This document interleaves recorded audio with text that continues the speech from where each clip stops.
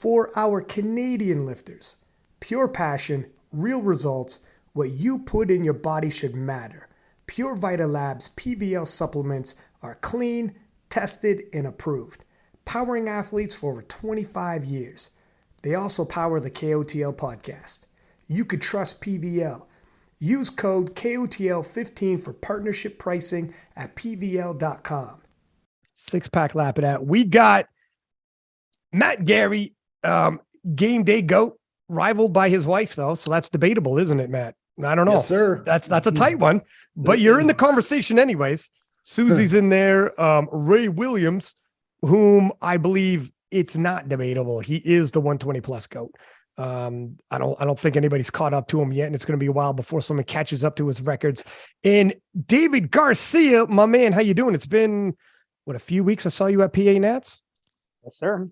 And you're coming to Thanks us for having us. No problem, man. It's my pleasure, my honor. You're coming to us live. Listen, it's got me in Canada, Matt and Ray in the US, and you're coming from Colombia. From Colombia, down in South America. We got a Pan-American cast right now. It's La Hacienda. I don't even know what that means. What does that mean? It means like ranch, farm. That's it, man. Yeah. Look at Matt Gary being bilingual. I love it. Oh, yeah, man. He is. Look at Matt. Matt's been everywhere. You were saying before we went live, you've been to every continent except Antarctica.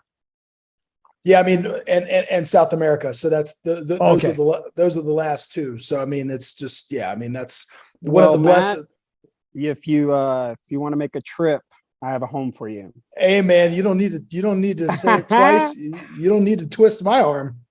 I would love to go to South America for real. Yeah, would you be willing to ride horses? Heck, man, my father was in the cattle business his whole life. Deal. Come on, man. On a horse. Ray, I'd ask you, but I don't know if we have anything that's going to hold you, buddy. I was about to say, y'all need a good ox for me. Ox or a bull. You know what we would need? We would need Budweiser horses. I was just going to say the Clydesdales. Yeah. That's funny. You need it. So, Ray, how have you been? Before we went on, you said you've been doing some rehab. Let's talk about the PA Nats, the decision to go the IPF route. But before we get into all that, everyone who watched the PA Nats scene, you had taken an injury. Everything was going nice and smooth until the injury crept up. When did the injury happen? And what are we looking at here? How bad is it? The injury happened because I was training on a Saturday night. I was doing some deload squats and I was spreading the floor. Everything was going good. It came down to the last set. And I lost tension in my glutes and hamstrings, but my feet were still pushing into the floor. So on my first rep, I come out of the hole, I'm fine. Second rep, I kind of got twisted. I felt something go wrong in my knee. So I'm like, if something's wrong, I wouldn't be able to do this third rep. So I went ahead and did the third rep. I was working with like correct me if I'm wrong, coach. I think it was like 7:15. I was beltless. I didn't even have on my regular knee sleeves. I just had on the weightlifting knee sleeves. I just, it was just, a deload. And I felt fine, and then the next day it tightened up, and I couldn't deadlift or squat for like a week or two. We got to the point where the soreness was out. I worked it out on the squat max and got back to where I could train again, but I never really let it heal. So fast forward to December 10th, I was going to compete at Powerlifting America meet in Hattiesburg, Mississippi with my father.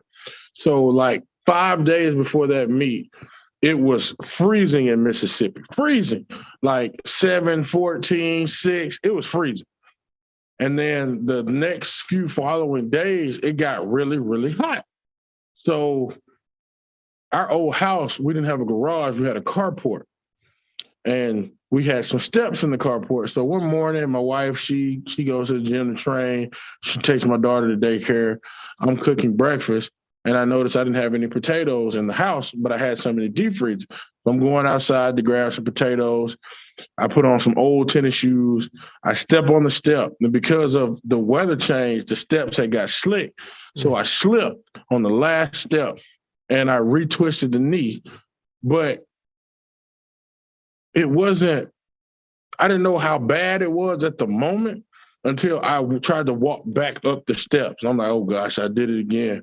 So worked it out, rehabbed it, competed with my father, squatted. I think I squatted 970 at that meet. We treated that meet just like a training session. So I hit 970 then, and my knee, I noticed, kind of hurts a little bit. So the following week after the meet, me and coach had kind of came with a plan to stay on track. We don't necessarily, because we were ahead of schedule on December 10th. So we was like, we can take our foot off the gas, or we could take a moderate single. So I just took the 970 again in the next training session. And even then, I'm like, I don't feel stable. Something ain't right. So talked to coach. We kind of took our foot off the gas a little bit because, like I said, we were ahead of schedule. And it just progressively hurt more. And then the move didn't help because now I'm walking up and down the steps, in and out the house, climbing in and out of U-Haul trucks. So when we got here to Virginia, like it was sore for like the first couple of days. So I took like 2 days off and just jumped right back into squatting. And I noticed then that, yeah, it's not right. Like I'm like really, really hurting. So me and Coach Gary just basically came up with a plan to let's try to get it to where we can nail the Carpino score, which after the squat, we were on track to doing so, but during my third squat, if you watch the video closely, you'll see I buckled like trying to set up because it's just, my setup was just stupid because I was trying to do everything off one leg, but, you know, by the grace of God and, you know, Coach Gary, you know, giving me, you know, the tools and the tips I needed to be prepared for, you know, what we had to go up against. We got through the squat and, you know, just decided, you know, like, let's actually get healthy before we do anything else. And that's kind of where I'm at now. I'm just rehabbing this knee. I'm working on some of my other quote unquote weaknesses and, you know, just enjoying the process of just training. I'm doing like benches and like wagon wheel deadlifts and all that crap, but, you know, just enjoying training. And once it's time to go, we'll go. Can you tilt your phone just a stitch over? You're just a wee bit out of frame. Even a little. There we go. There it is. Thank you, sir. Yeah. So because I remember in PA Nats, after squats, it looked like you were pacing excellently to hit that Carpino. The bench, furthermore, you could see the pathway down to the Carpino, right down to the last pull. However, the further and further the day went, the worse and worse the injury looked like it got. And then when it got down to the deadlifts, that deadlift wasn't coming up straight. It was coming up almost like a reverse corkscrew coming out of the ground. Like you were very tilted, had one knee sleeve on, and you could tell you were battling something through. But the game plan was excellent. It was right down to, okay, this is how we're going to get the Carpino. This is exactly, you got everything you needed to from all your lifts without going unreasonably too far over. Like the attempt selection was on point. But here we are leading into this, into the PA Nats. Matt, David, did you guys feel like the Carpino was on the table? Were you guys thinking this is going to be a 50-50 day? Maybe we'll get your impression first, Matt, and then I'll get David's because he was in the back and he could tell me day of what they were thinking. Yeah. So, just from my vantage point, I mean, I think Ray is being forthcoming, but he's not, letting all the details out, which is fine. I mean, he tweaked his knee. I think it's important to understand just context, right? We don't make any excuses. nobody cares what goes on in your life and what setbacks you have. In fact, our opposition is probably thankful that we have these setbacks, but we're not going to complain. We don't run from it. We run to them, and you just have to smile in the face of adversity. The fact is that he's, been confronted with a lot of challenges, namely the knee, as he said. I mean, if we back things up a little bit, it seems like it's been, if we rewind the clock to Sweden for a second, and we have, the situation in Sweden where Ray, bombed out of competition at a world championships and so forth, and lost a lot of weight and got sick and et cetera. And then we're working our way back, and he gets COVID before the competition in Daytona, and we're unable to do that one. And then he gets a lower body injury that I believe was his IT band at the time. And then, we take a couple steps back and take a couple steps forward. And then it's, a quad hip flexor right before, trying to remember what meet that was. I guess that was PA last year that we were supposed to do, And so anyway, it's been this repeating pattern, unfortunately, of, take a few steps forward and then a few steps back and so on and so forth. So anyway, to get to your question, or to answer the crux of your question, the Carpino was definitely on the table. I thought we had a reasonable chance of getting it, but when we realized that his knee wasn't right and in fact was feeling worse than it had felt in Mississippi, then we had to basically engineer a game plan that, took a little bit off the squat. And look, the reality is that's his feature lift. That's his best lift. So when you have to take something off of the squat, if that's your ace card, and you already have to reduce that, then you have to make up ground elsewhere. And it's going to be difficult when you've got a knee and as you said, he was kind of corkscrewing in the deadlift. But yeah, we thought it was on the table. We put together a plan that we thought was going to work. And it just, it wasn't meant to be on the day. As you said, I think it just, the cumulative effect on the knee and the deterioration and the pain and so forth, by the time we get to the second, and then finally the third deadlift, it just wasn't in the cards. But I think, the plan was in place, and I think we executed the plan well. And I'll let David speak to that, because clearly he was in the back with Susie, so he saw what was going on. I can only tell you that from my vantage point going into the meet, we thought that there was a reasonable chance. Yeah. I mean, greater than 50%, probably, maybe closer to 75% that we were going to hit this number, and it just didn't happen. So. How did it look back there, David, on the day of, obviously going in 75%, you knew the strength was there. Ray did it just in December. So, correct. But you're dealing with injuries going in. How did this unfold the day of in the back, and how you guys thought you had to adjust? Here's the thing. Susie and I told him right off the bat, we need you to communicate with us the entire day. If something feels off, you need to tell us. If something feels good, you need to tell us. Whatever. Coach Gary will attest to this. People that have been coaching for a long time, one of the key factors is always the communication between the athlete and the coach. That's the reality. And being able to set the athlete up to the best possible scenario based on the information, the feedback that the athlete is giving you.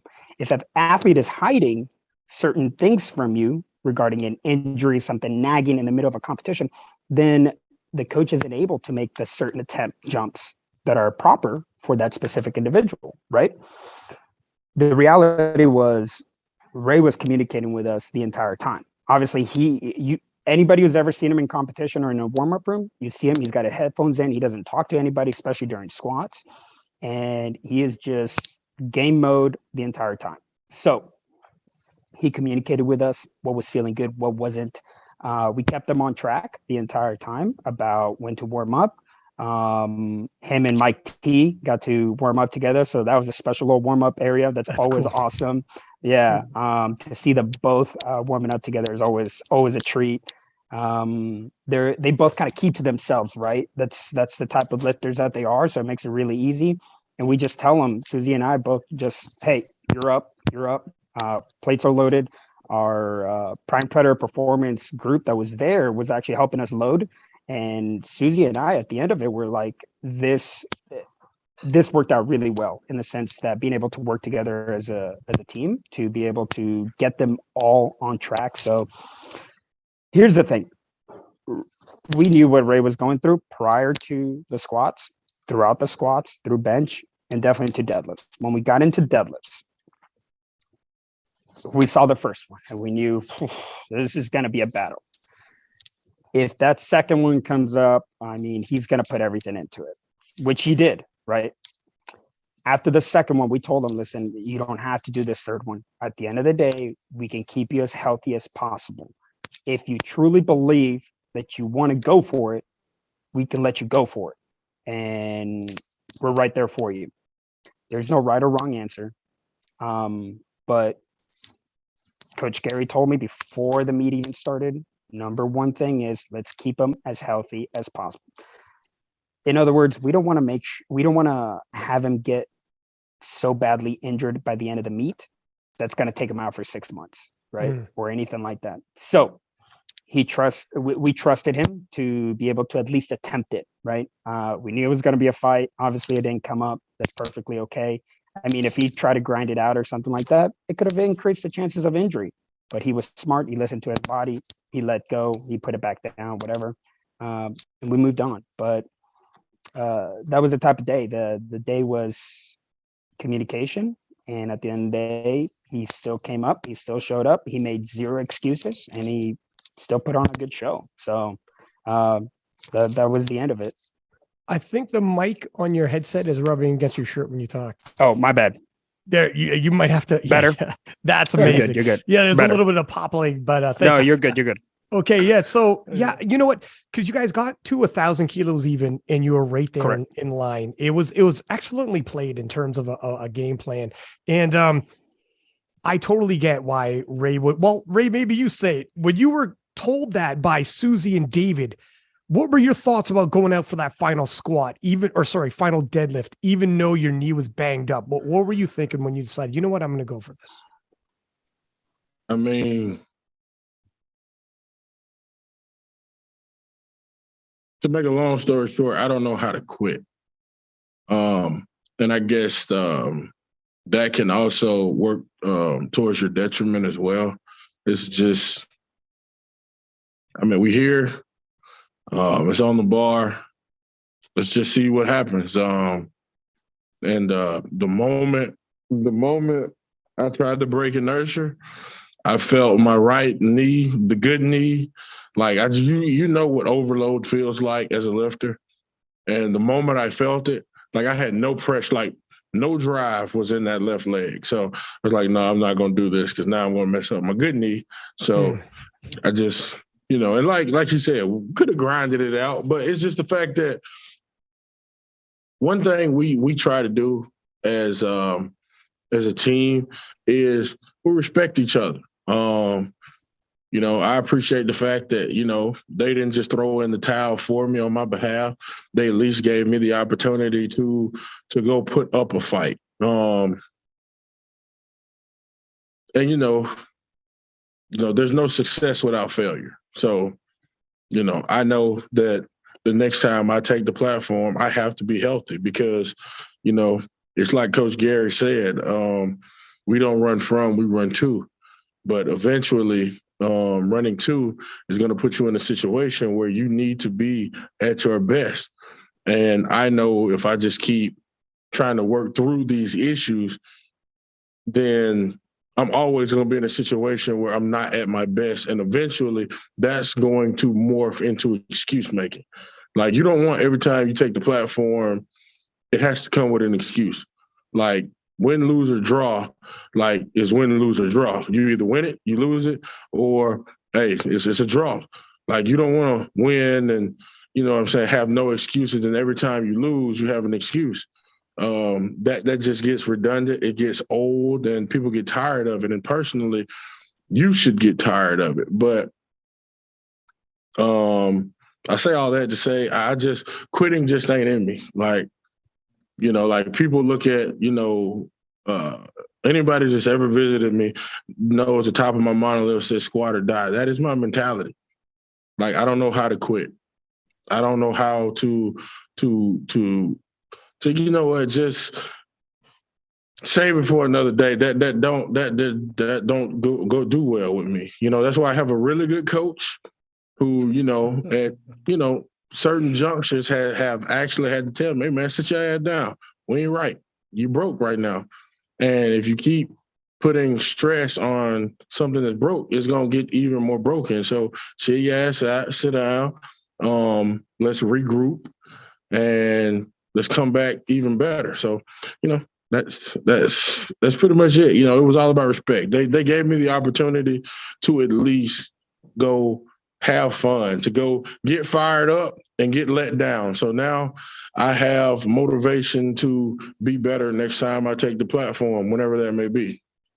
I mean, look at you still hit 1,000 kilos, and very few men in history hit that 1,000-kilo mark. So if this is the worst case scenario, it ain't half bad. And you got to show everybody the heart you had as well. On top of that, do you know how bad the knee is? Is there any kind of diagnosis or prediction on a recovery time? Have you been told, or? I'm actually working with a really good, and I'm not going to throw his name out there because he's one of those guys that kind of like to stay out of the limelight. Okay. But I'm working with a really good, proven chiropractor who works with a lot of big name strong men, and just doing the PT and seeing him on a weekly basis has improved it. I think the problem, because every injury Coach Gary just named you, IT band, the knee, all that happened on the same leg. And it has to do with my hips and a hip imbalance or having dysfunctional hips. Like everything happens to me on my left leg. My hip flexor, my IT band, this knee is all on the same leg. Nothing ever happens to my right leg. So, I just have to get fixed. But to answer your question, it's just a slight LCL strain. Just got to rehab it, let it do its thing, and get back after it. Do they know yet, like a possible time in which you might be able to start training at 100% again, or is it kind of touch and go and you're not sure? That depends 100% on me, because what I've been told is the longer you stay off of it, the longer you sit still, the quicker it'll heal. But that's hard, like I'm in I co-own a gym, but the thing is I am listening. The stuff I do is just range of motion. Nothing hardcore. Like if I do a deadlift, it's off wagon wheels. I'm working my bench because in my mind I think I suck at bench. I'm working the crap out of that. I'm not squatting, anything like that. Right now put it like this, I feel better each and every week. And talking to my chiro, he was like, you should be good to go 100% by the middle of next month. Okay. So by about the middle of April. Now, that would lead me to the following, talking about a possible next competition. Now, I know you gentlemen are aware, and I'll shoot this to you, Matt. Chance Mitchell is pulled out of Sheffield, and Ray is the number one alternate to go to Worlds. Now, it still looks like you could fill a roster with the gentleman from PA Nats who hit Carpino and the Sheffield gentleman, depending on who hits Carpinos at Sheffield. Right. If Delaney does, if 293s do, but the fact of the matter is, Chance for sure was in contention to hit a Carpino, and Chance is completely pulled out. And the chances have to be higher now that possibly Ray could make it on a Worlds team. What are your thoughts about that, Matt, in terms of his chances and possibly a Worlds team? As the programmer, do you think you could get Ray ready in time for Worlds if it's mid-April that he's back? Or are you thinking it might be a little tight? What are your thoughts on all this?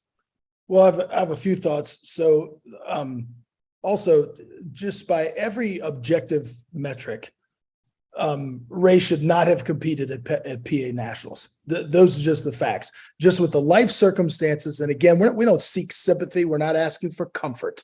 I'm just keeping it real and telling you the straight, cold facts. I mean, the man just switched careers, moved halfway across the country, and was in the process of moving while doing this all on one leg and trying to get quality training in, which was very difficult. You know how stressful moving can be. He's got a little one in tow. His wife is pursuing her PhD, simultaneously at the same time. Ray had just wrapped up his PhD. And so you have this imperfect storm, if you will, which made it increasingly difficult to get quality training, in addition to the fact that he was injured. So I'm just saying that by every objective measure and metric, he should not have competed at Powerlifting American Nationals. And I told him that. Now, if we put a pin in that just for a second, we had a meeting of the minds and we understood the situation and the landscape.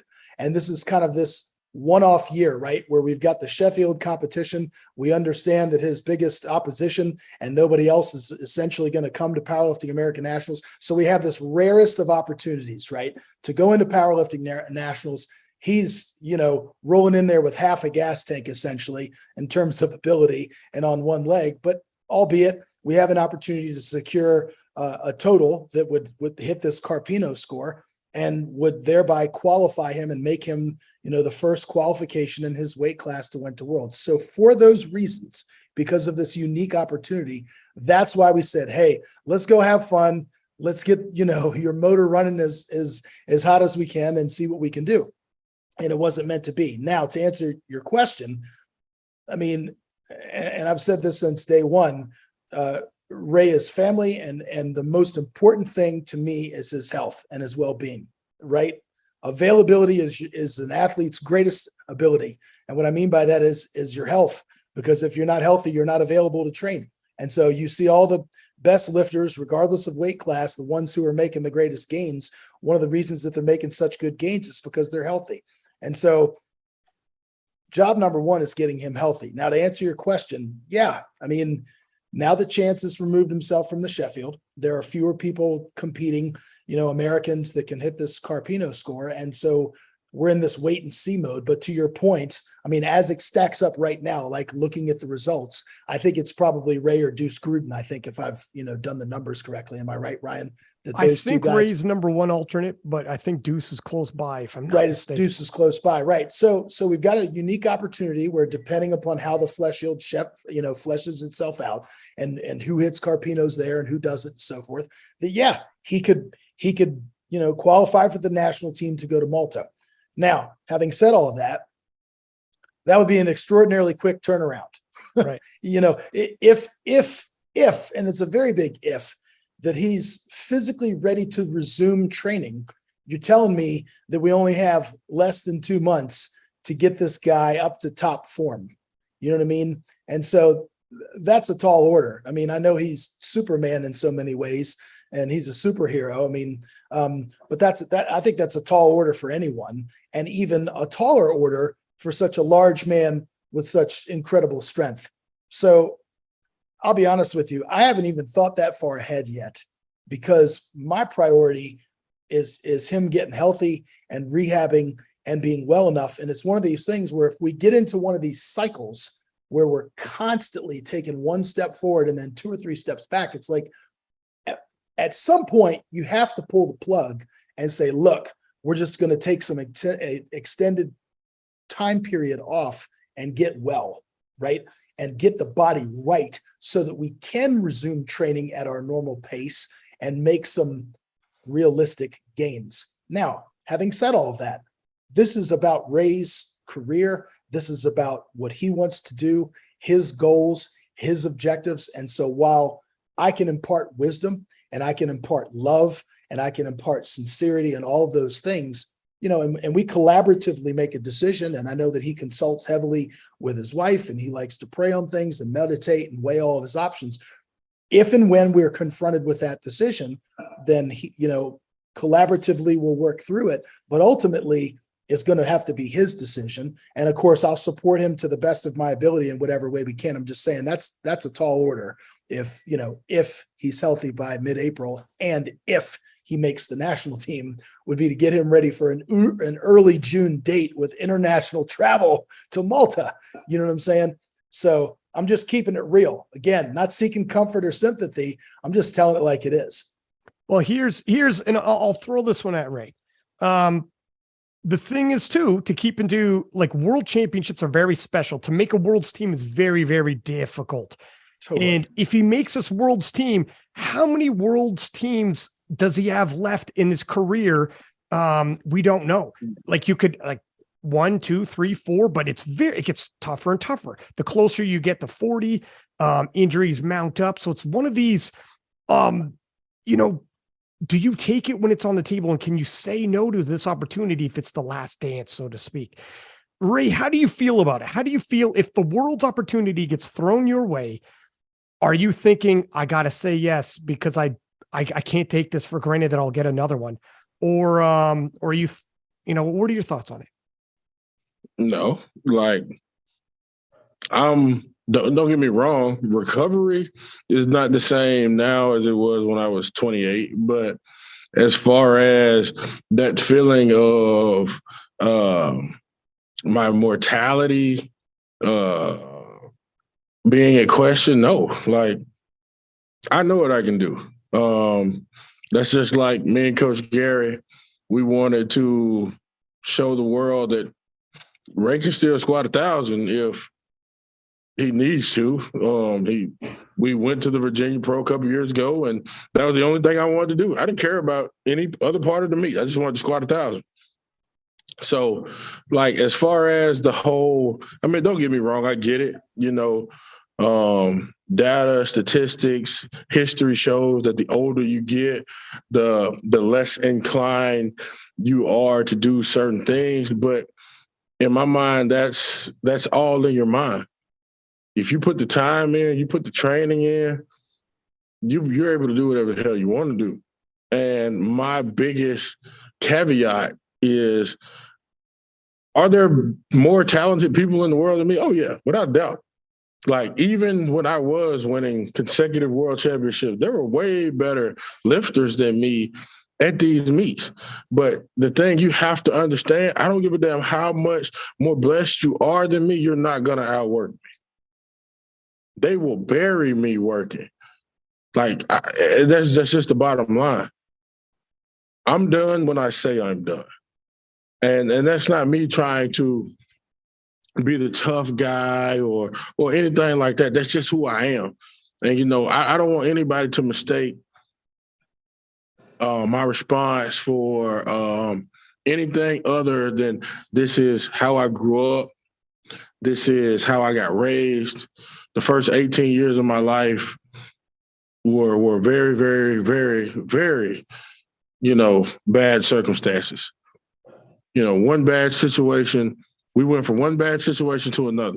So everything I put out there for the world to see, this is who I am. This is not some persona I put on when the camera comes on or for interviews or podcasts. This is who I am. And I'm going to work until I can't work no more. That's just what it is. And I do understand that, there's, like I said, age is a factor. I do feel like when I train, I feel it. I feel it a little bit longer than I used to. But the fact of the matter still is, even on one leg, I knew that, damn, we got so much more in the tank. It's just health just wouldn't permit me to go as hard as I wanted to. So just to answer your question in a professional manner, if I'm healthy,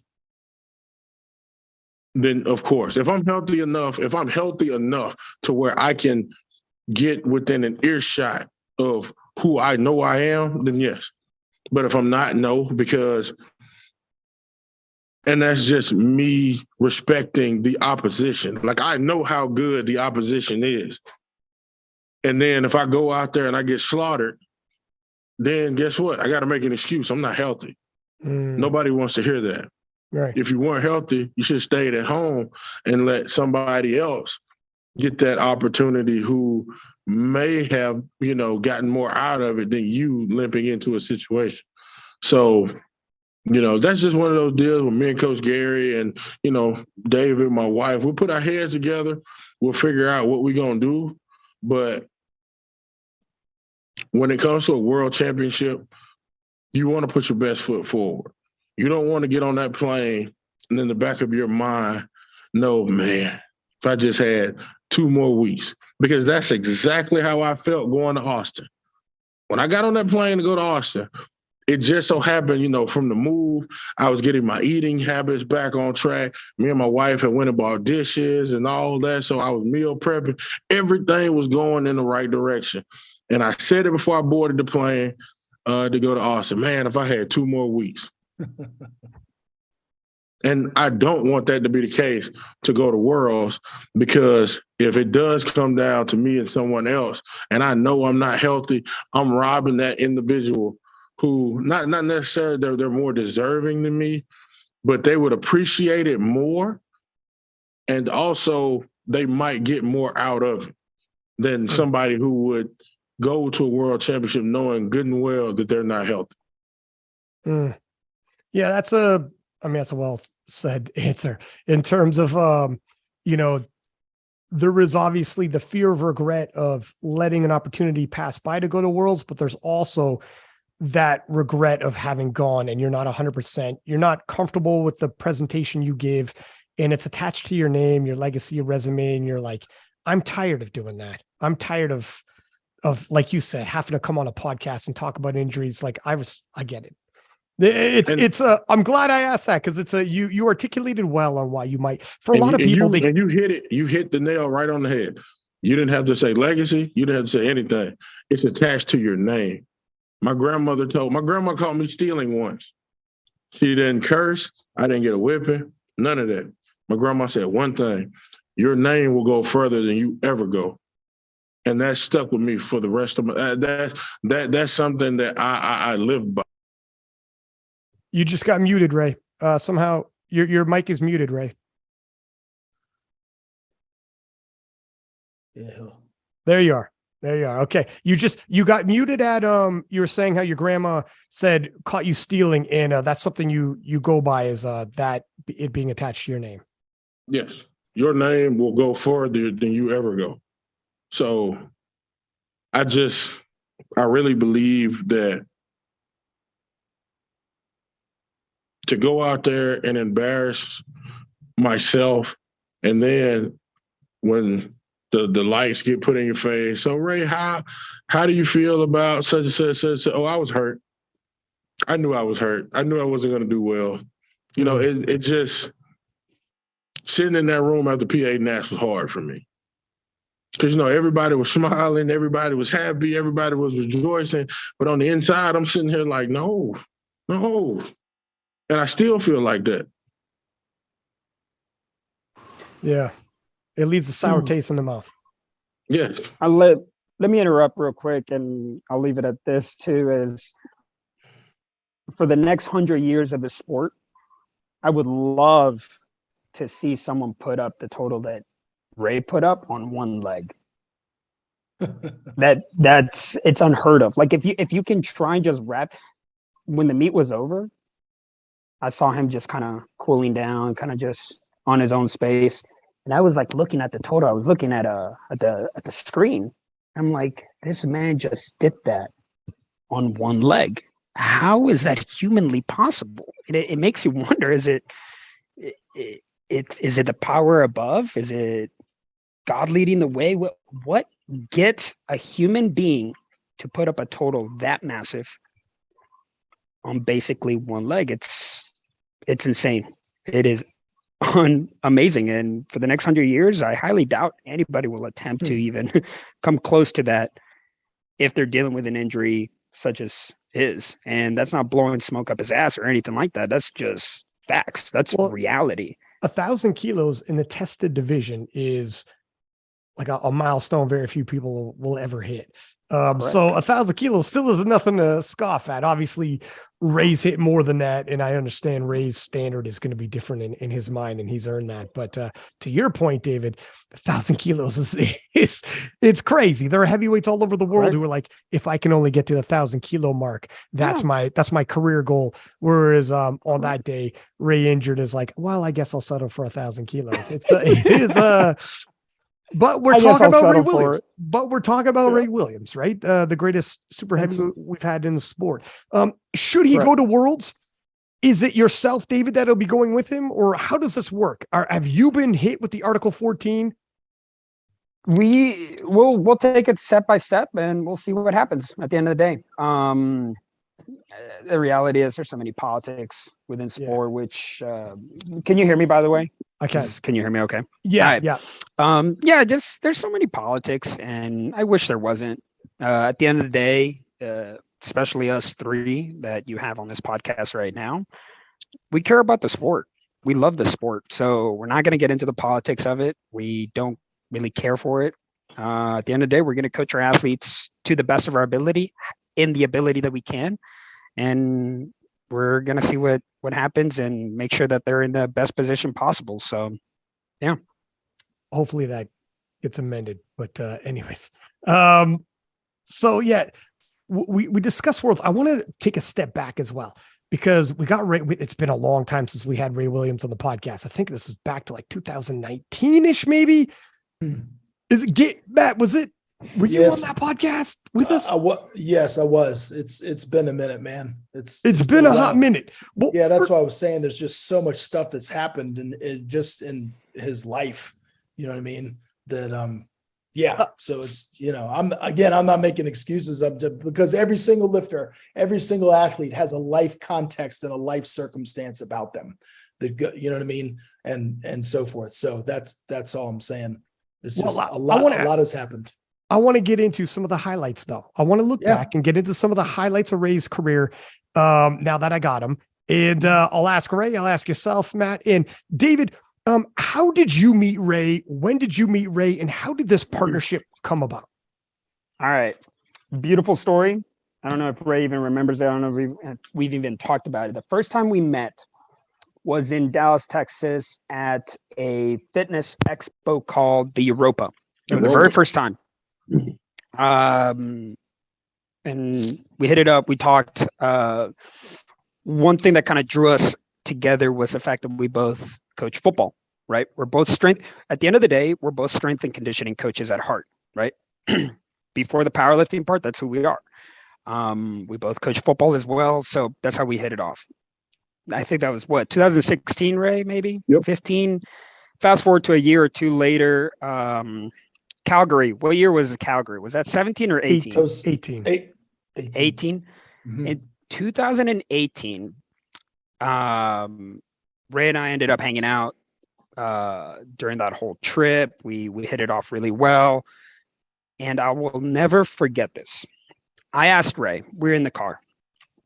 I think we're going to go do a photo shoot or something. And I asked him, I was like, hey, what is something you just really want to do in the future?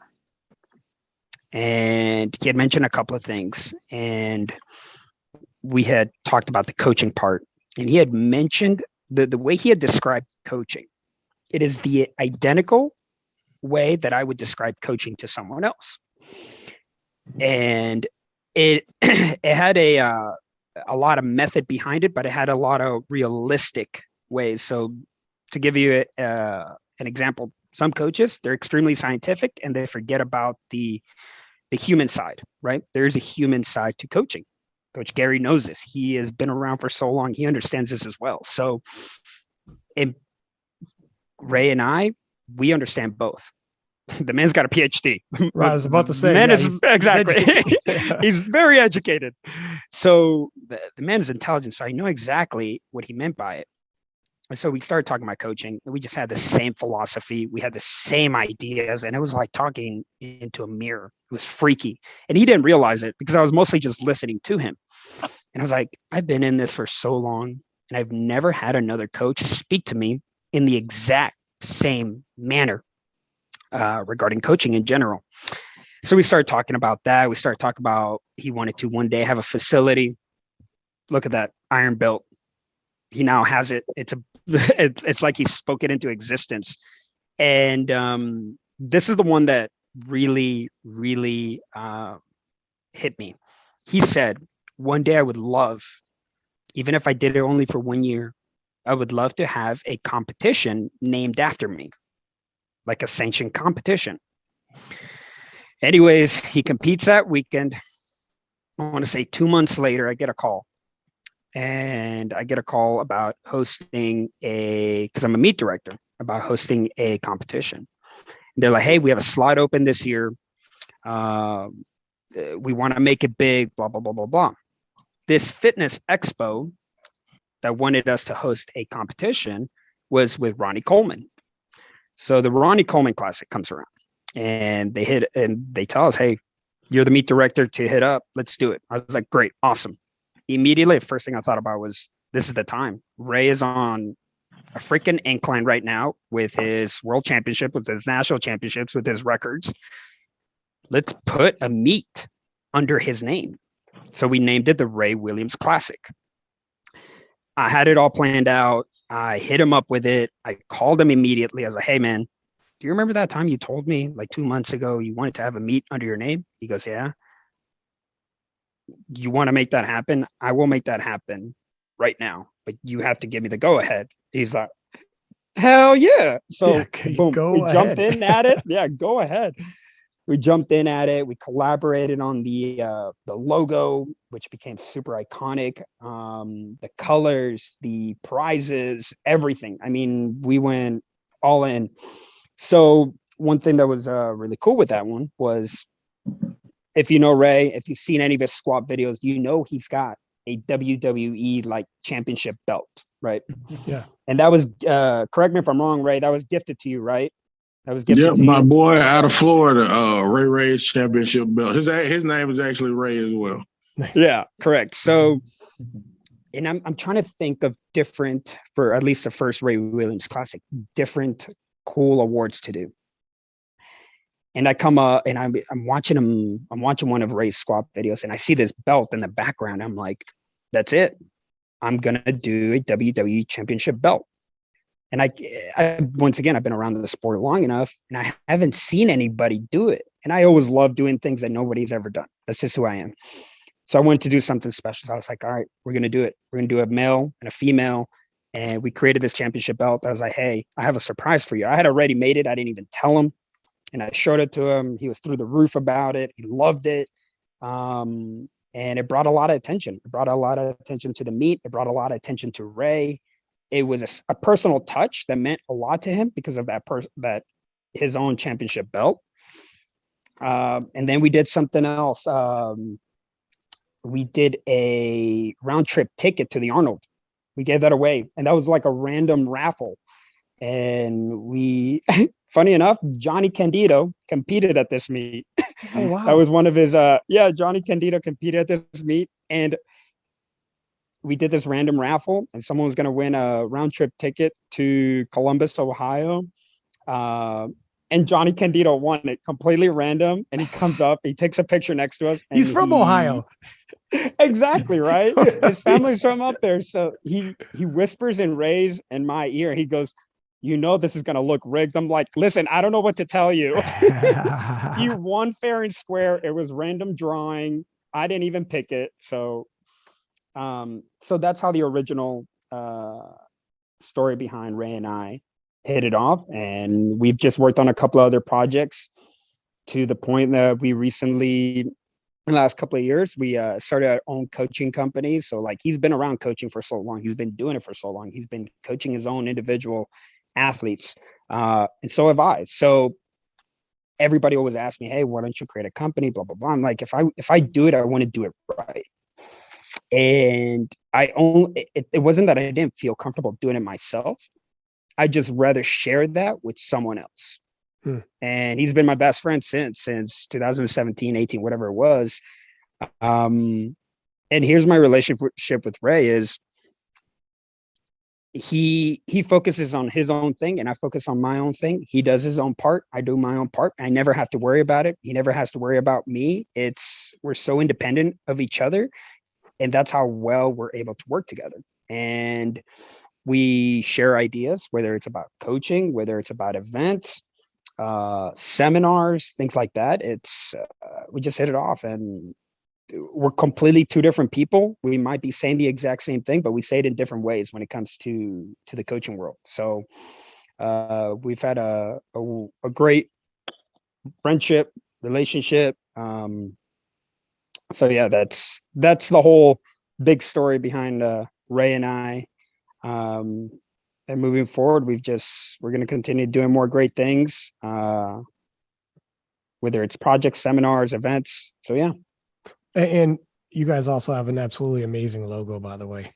I don't know who you got to make that, that was logo. all David. That was all David. Dude, that's phenomenal. Oh, It's catchy, man. I see that. I'm like, they hit everybody. Everybody wants it on a shirt, and it's difficult to do the apparel. It's so difficult, and it's kind of annoying in a way, just because him and I have so many other moving parts, and I think we want to put out the apparel more. It's hard to find the time for him and I to both work on it at the same time. But that logo is special. We make sure we tweaked it so we weren't gonna get copyright type. Yeah. Exactly. It's very minor details, but it's enough to be like, you know what? It's not the same. That's how you do it.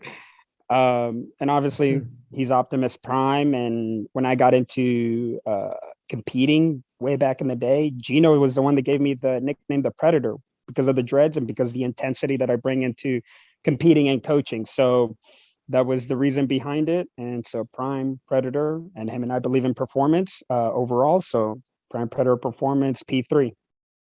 It works. Ray, what is the most memorable powerlifting moment you've had thus far in your career? And that's probably a tough question because you've had some big ones, my friend. You've had multiple world jet titles. First time you squatted 1,000 pounds, or what one do you think? And you know what? And you could break up this question if you want to make it easier, where you could say, this is my proudest sporting moment was when I hit this total or that squat or that title win. And you could also say, this is a moment that pops out, and it could be when you met somebody or some kind of moment like that, a little different. Feel free to answer it however you like. I can answer that in one sentence. The best moment was in Finland. The best competition I've ever been a part of, when it was myself, it was Kelly Branton, it was Jezza Uepa, and Blaine Sumner, all fighting for the same thing. Like, that was one of the best competitions the intensity in the warm-up room, you could have bust through it with a sledgehammer. We knew taking that platform, it was going to be an all-day event. And it came down to the last pull by Blaine. And it was one of the greatest competitions, the greatest fights I've ever been a part of. Yeah, 2015. That's just a moment, and we all took a picture together after the competition. That was one of my highest moments. Just that level of competition is what the sport is built around. And if I had to say so myself, us four gentlemen, we took it there that day. Among those individuals, all of them, I believe, have won IPF World titles. Jezza 2019, Blaine in equipment, and Kelly, I think at least in bench only, as well as, breaking tons of records in Canada and whatnot. So all of you guys, it is a murderer's row of, when you look back, that's a Hall of Fame lineup. Yeah. For anyone listening, Definitely. 2015 isn't long ago, but I know people, we don't really look back. Actually, me and Matt are going to work on a project about honoring past accomplishments of lifters, but put a pin in that for now. But that is a crazy stacked. I don't think we've seen, and Matt, maybe you help me out, since IPF went raw, the most recent version of the IPF. So since 2012, have we seen a more stacked 120 plus division as Jezza, Kelly, Blaine, and Ray. No.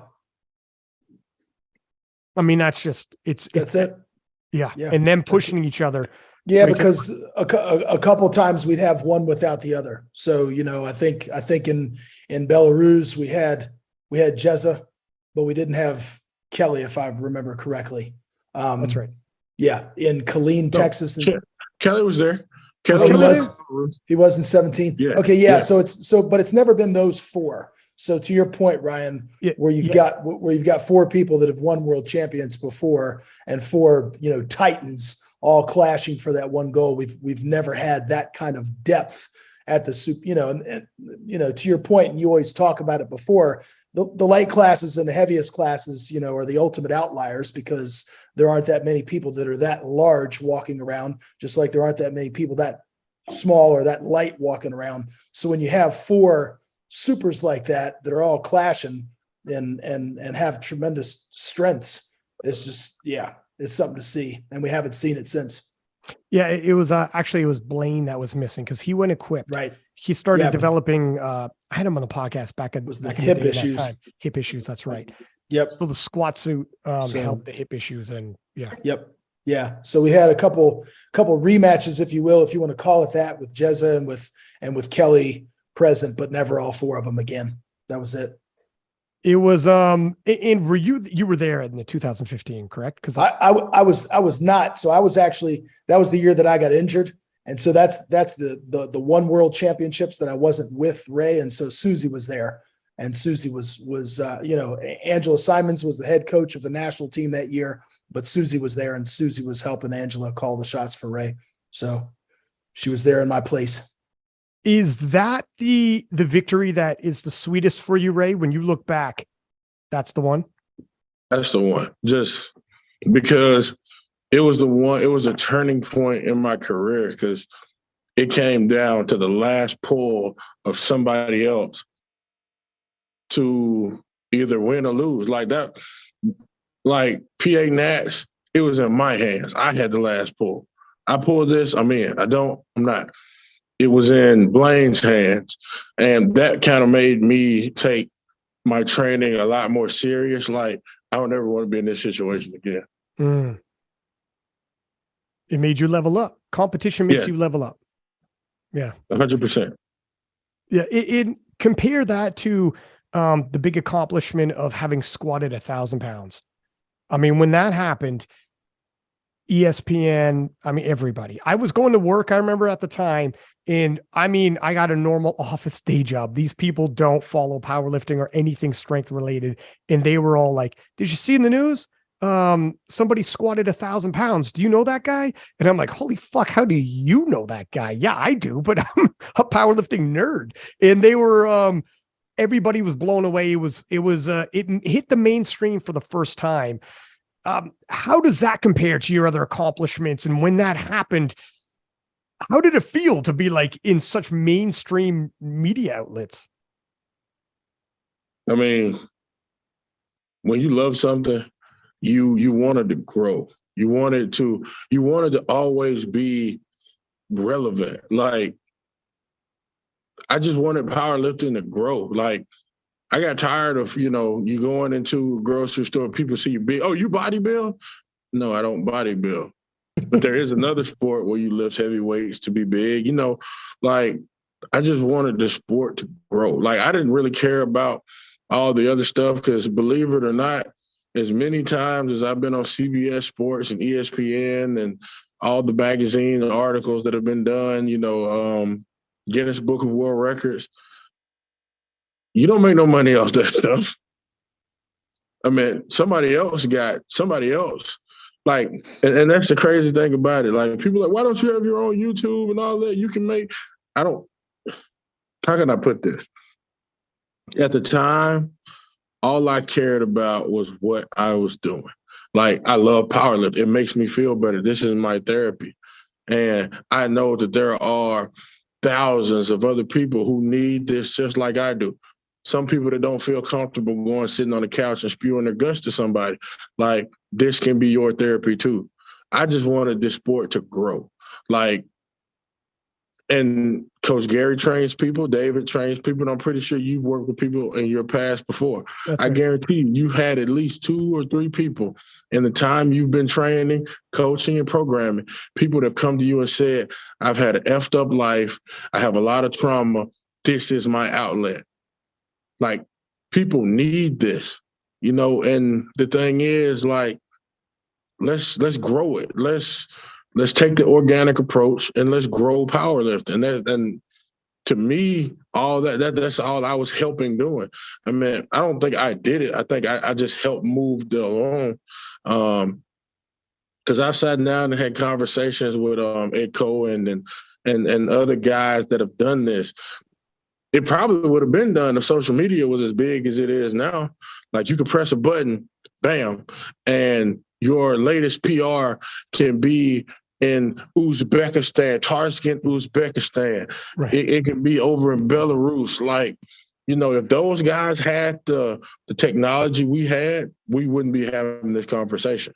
But it just so happens I came along right as powerlifting and social media kind of intersected. And it just so happens that, a lot of good stuff was being done in that period. And I'm just glad I helped. I had my, well, I'm not going to say I had my, I was in that little blip of time when powerlifting and social media were really digging each other, and they came together and just helped grow the sport. That's all I ever wanted to do. Yeah. To your point, I mean, just your performance in December, I posted your squat, and I put it on TikTok. I don't know if you're on TikTok, but it got like 2 million views. It got 2 million views like super fast. And a new generation of people, TikTok's younger generation that weren't around for the initial 1,000-pound squat going back some years ago, certainly weren't around in 2015 for that big Worlds performance or any, even Calgary or whatever. They missed that. They're too young. They're just too young. If you go back 5 years and you're 15, you're a child, you're 10 years old, you're not paying attention. New people are now being introduced to Ray Williams all over again. And it's crazy. And you see older people in the comments be like, that's Ray Williams. And that's what's so excited about this younger generation of powerlifters. Like, now every good thing you see, or every good thing that happened, you can see it. And now the younger generation, the Jesuses, the Amanda Lawrences, even though Bonike ain't young, but she's still doing her thing. You know what I'm saying? Like, now everything that happens is right there, and it's growing the sport. It's pushing powerlifting in a positive direction. Because, to be honest with you, before social media came along, if you were a powerlifter, 9 times out of 10, you got accused of being on steroids.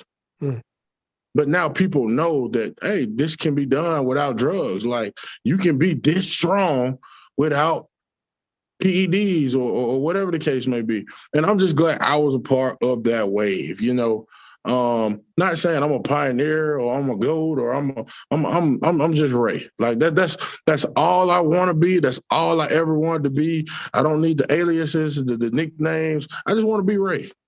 Like, when I'm dead and gone, you can call me what you want to call me, but I just want to be Ray. Having said that, and it's interesting, and I get it, but because you are who you are, you won 5 titles in the 120 plus, which is a crazy run, and you're still competitive and in it now. So you have an opportunity to add more titles. You're obviously world records, hit milestones, 1,000 in sleeves, because you've done everything you've done. Even though you want to just be Ray, people are going to say you are the GOAT, you are this, that, and the other. And for sure, there are moments where, like, when you're squatting 1,000 pounds and you're hitting all the mainstream, you don't only have 1,000 pounds on your back. At a certain point, it felt like you had the sport on your back because nobody else could take us into the mainstream like you could. It's just the way it is. And you don't get to pick and choose whether it's you or not. It just kind of happens organically. Just the media said it's this guy, and the rest of the powerlifting community is like, well, Ray, keep carrying us. Like, it's on you right now. I know. And so I get where you're like, look, I just want to be Ray Williams, but Is it difficult to have that on your back when people call you the GOAT? And they're going to, because this is sports talk. You're a football guy. You're going to debate football. Who's the greatest quarterback? Who's the greatest? It's all part. It all goes with it. How do you feel about that pressure? Obviously you don't like to lean into it. What are you used to it? Is it okay? And having at points, the sport really being carried on your back. How do you deal with that? Or do you just shun it and be like, no? Well, it's like playing spades. Depending on what the rules are, the high joker beats everything.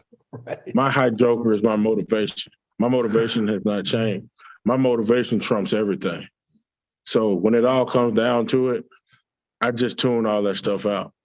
Right now, my high joker is still in my hand. My motivation is still there. The fuel, the fire, everything is still there. And, that's just it. Yeah, you got to tune it out. I guess, maybe when you're an old man with grandkids, you could look back and start talking about your career in the past tense and start telling lies. Yeah, I squatted 2,000 pounds in a tuxedo with some slippers on. That's right. The stories get better and better. That's right. No doubt. So you were the first man to squat 1,000 pounds officially, but you have a belt and you were notching every single time you squatted 1,000 pounds. I got a question for you. So where is that belt now? Because at some point it's going to be worth a lot of money if you ever auction that off or whatever. And would you consider doing that, even if for like a charitable event? Who knows? And B, how many notches are on that belt, my friend? How many times have you squatted 1,000 pounds? The original belt got stolen in Oakland, California. The original. But the new belt, SBD replaced it immediately. It has 55 notches. I didn't notch the Virginia Pro on it yet, but there are 55 notches. I've squatted 1,000 pounds, over 1,000 pounds, 55 times. Holy smokes. I don't know. I don't know if there's a human alive who could say that besides yourself. And do you have plans to do something with that belt at the end of it? Or you're going to keep it in the family, auction it off? Or are you just not even thinking about that right now? I think last time I talked to Pete Spence, I got I'm one of the biggest belts they make. So I hope I can't pass it down. I hope no one in my family is as big as me for just no reason. But I don't know. Sometimes I just look at it and just be like, man, since 2016, I've squatted 1,000 pounds over 50 times. It's a blessing, man. I don't know. If there's a worthy enough cause, then yeah, I'd auction it off. I still he's probably sold it by now. At the time I couldn't afford it, but Josh Rohr still has I think he still has the bar that I squatted the 1,000 pounds on in Atlanta. I think he still has it. I might need to reach out to Josh about that though. But yeah. If y'all give me 1 second, I have a matter to tend to at the front desk. Give me 1 second. Do that. I'm going to ask Matt then. Let me kick it to you, Matt. Yeah, I want to make a comment about the first time that he did it, but go ahead, Ryan, please. Okay, you know what? Make a comment about the first time he did it, then I'll double back on my question. Okay, yeah. So in just discussing a little bit of history. So in 2016, obviously Classic Worlds were a home game for us. They were in Killeen, Texas. And so Ray came into that competition and, his squat was on such an uptick at that moment. And I truly believe, hindsight being 2020, we didn't structure the attempts that way. It wasn't what was required to kind of secure a Raw world championship, if you will, given the competitors who were there. But having said that, I think he was primed and ready to squat 1,000 for the first time in competition at Raw Worlds. But again, as I said, we didn't take that. Now, he went on a few months later at our USAPL Raw Nationals, and that was in Atlanta, Georgia. When he squatted, it was 456 kilos, so it was 1,005 technically. That was the first time that it had ever been done, drug tested, drug free, in knee sleeves and in competition. And that was the very first year that USAPL featured the primetime sessions. So Josh Rohr, the meet director, was he basically created or birthed this into existence, if you will, the primetime sessions. And I will never forget when Ray squatted that 1,005 on his third attempt. The electricity in that room at that moment was unparalleled. It was like a convention center. And so it was literally standing room only, and everybody was on their feet. And so I think, and this is just for me, and I know that there's a lot of powerlifting videos out there, but Stephen Screamer Manuel made the trip from Great Britain because he knew that there was a really high probability that history was going to be made. And he was sitting in about the second or third row. And he has on his Instagram, if you go to his Instagram, and you're going to have to scroll way back. I can send it to you, Ryan, after the show. But he shot a video from like the second or third row. And that is without question, that video has more hype than I've ever seen or heard. Because you've got Screamer Manuel literally screaming at the top of his lungs with his thick British accent. Come on, lad. Come on, lad. You've got this. Share it. I think I'm going to share that today. I'm going to send it to you. I'm going to send it to you. It is without question. And Screamer goes ballistic. And LS McLean is like sitting right in front of him, stooped down, and he's got his phone, and everybody's on their cell phones, and the room was electric. And all that is to say that Ray squatted 1,005, and we celebrated, and I will never forget. And it was just this unbelievable adrenaline dump. There was so much talk prior to that. And that's just when, like Ray said, social media was gaining traction and gaining ground, and Instagram was popping off, and it was just like becoming a real thing and being shown around the world. And then of course the clip gets shown on ESPN. There was so much hype and so much discussion leading into that competition of, is this the meet when he's going to do it? Is this the meet when he's going to do it? And his training was setting up and trending, and we knew that he was going to do it. And we were going to put it on the bar for the third attempt. After that third attempt, man, I went into the warm-up room and wept like a baby. I mean, I cried, because it was like I felt, there was a time when I felt what he was feeling, or what he must have been feeling, the pressure of the world and the pressure of the powerlifting community, this expectation of him to squat this weight, something that's never been done before, ever, raw and in knee sleeves, and how he carried that and didn't blink. I mean, didn't even blink. Like, you know what I mean? He knew it was going to happen. He spoke it into existence. He'd done it in training. And so it was just a matter of doing it on the platform when it mattered most. And I went into the warm-up room, and I was a mess, an absolute mess. I mean, after that, I walked back there and needed a moment, and I'm sitting there crying my eyes out hysterically. And just unbelievable, because it was just such a, I was letting him celebrate and all that kind of stuff. But for me, it was just like such a tremendous relief, man.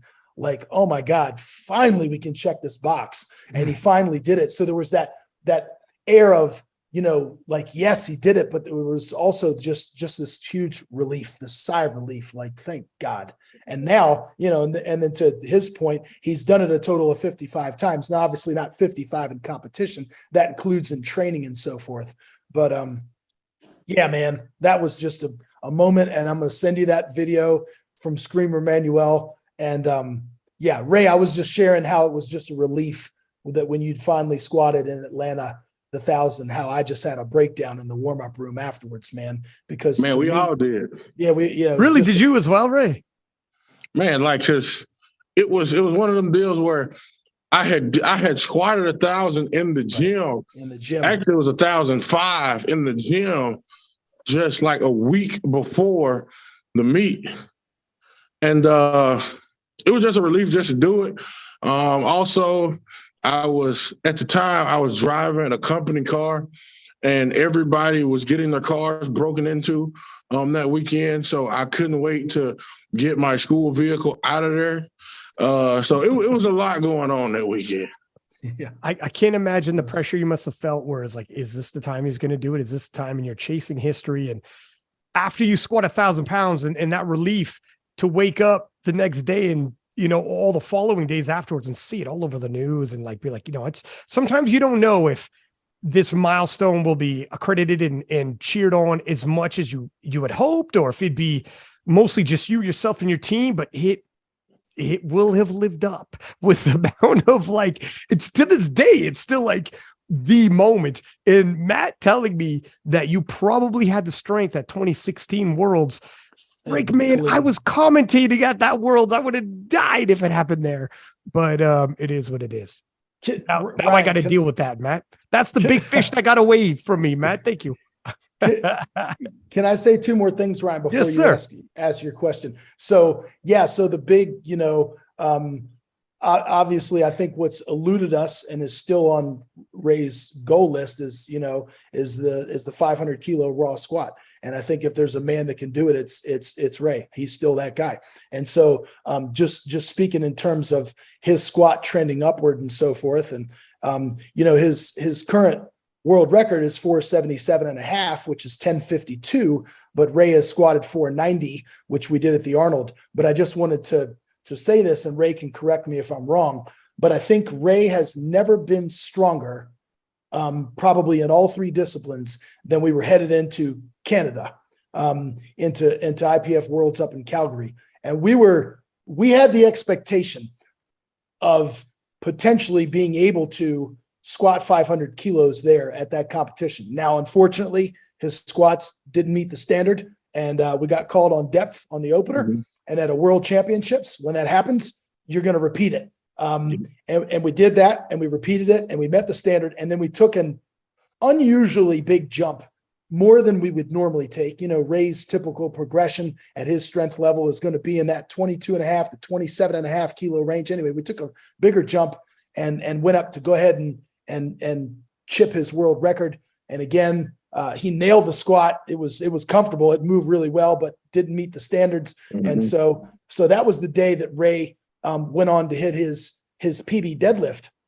And I just want to make a comment about that, just to put things in perspective. So Ray at that meet in Canada, again, that was the IPF World Championships. On our third deadlift, we took 398.5 kilos. And so that's just under, that milestone deadlift of 400 kilos. And the reason that we took that is because at that point in time, we'd only made one squat. We made our benches, and I'm looking at getting him the best lifter award. And that was still when it was done on Wilks. And so I was running the math and running the numbers. And I'd already seen, that's the advantage of being a super, is you can see everybody else at the meet, and they've already played their cards. So Sergey Fedosienko, I believe, was charted for best lifter. So I'm running the numbers and doing the math, and I'm like, we are taking literally 0.5 kilos over what we need to take to beat Fedosienko on Wilks score by like fractions. And so that was our rationale for taking 398.5. And Ray was very angry that day because, he didn't meet the standard on the two squats, and we really felt like 500 could have been on the table that day. And so he was highly motivated going into that third deadlift. And if anybody recalls who's watched that live stream, that 398.5 moved well. I mean, he had more in the tank. It was comfortable for a third attempt, comfortable. So all that being said, that kind of shows what the man is capable of. And then just one more thing I'll add, and then back to you, Ryan, was the day that we squatted, or that Ray squatted 490 was at the Arnold after the World Championships. So we had the World Championships in Calgary, and then the next time we went to the Arnold was in 2019, and that's when Ray squatted 490. And so the Arnold, being this exhibition style, this showcase style, if you will, where the competition doesn't qualify you for anything, you can be a little bit riskier. You can put, just like Brandon Petrie was talking on your podcast a little while ago, it was the Pro Series finals, and yes, there was cash at stake, but you can be more aggressive in your attempt selections at the Arnold because it's not qualifying you for anything. There's not a whole lot to lose. So at the Arnold that year in 2019, Ray hit his opener, and we jumped to 477.5 on the second. We had every intention of squatting 500 kilos that day. The 477.5, he got called on depth. He didn't get his foot quite where he wanted it. And so when he came off the platform, we knew that we were going to go ahead and go up, but I could kind of see it in his eyes because he didn't get his feet set to quite perfectly, and it didn't move quite the way he wanted it. We settled on 490, and that was our rationale, so that people know. And so it's and I've said this on your podcast many times before, Ryan, what people can Monday morning quarterback attempts all the time. They can come in the next day and say, oh, you nailed the 490. Why didn't you put 500 on the bar? Well, you weren't in the backstage. You don't understand the context. You don't understand the conversation. You don't understand what's going on behind the scenes. Yeah. Exactly. Just like David, David was there at PA Nationals and he's got his finger on the pulse, literally and figuratively, with Susie. Yes. And so as the game day coach, you see those things. You are privy to those conversations, and it's not an excuse. It's just you're privy to that information that you don't glean from a score sheet, that you don't glean from a live stream after the fact. So people often second guess and say, well, why didn't you put 500 on the bar that day? Well, that's the reason, because the 477 and a half didn't move and didn't feel to him. And I could see it in his eyes. And he even said, and we both I was like, how does 490 sound? And he's like, that's exactly what I was thinking.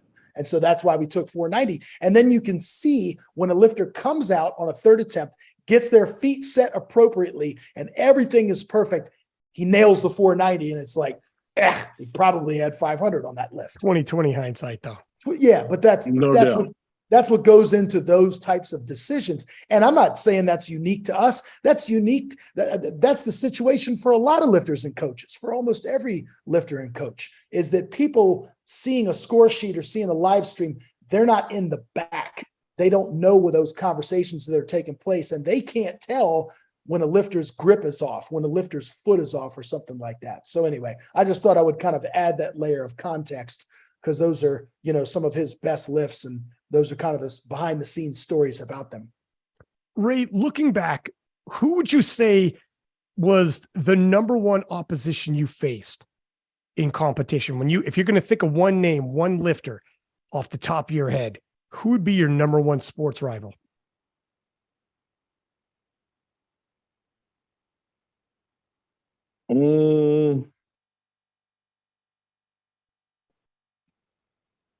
Probably from afar, it would have to be Kelly and Jessa, because for a little while, I think Kelly attempted, he came up with 970 at the Arnold. They just didn't give it to him. And Jessa and myself were the only two, or are the only two IPF lifters to hit 1,000 in competition. Yeah. Probably those two. And you guys had some good battles. I was able to commentate for a few of them. And now we have Jesus Olivares. What do you expect from Jesus Olivares moving forward? He's, I want to say 24. He's a young dude. He could be around for the next 10 years or so. Quite like who knows? He could be more than 10 years. What are you expecting from him? Do you think, is he the next dynasty, so to speak, do you think, or what are your thoughts? Yeah, I mean, if you just look at his trajectory, yeah, like the young brother is like tearing the game up right now. And yeah, like he is definitely the future. He is definitely handling himself the right way in competition. And I just got to say, like, I'm just looking at it. I'm just like, man, like the future is bright for the powerlifting. I do think he is that guy, or has the potential to be that guy, because powerlifting is a day-to-day sport. You walk in one day, you're healthy, and the next day you slumped over. So, as long as that young brother stays healthy, he's got a bright future in the sport of powerlifting, like without a doubt. He handles himself like similar to how you handle yourself as well. The way he fields questions, and and he doesn't really get pulled into the trash talking. We're a very respectful young guy who, it's we have competitors dialogue. And what that means is, like, we'll reach out to each other every now and again. And how you doing? How's your health? How's your family? And that's it.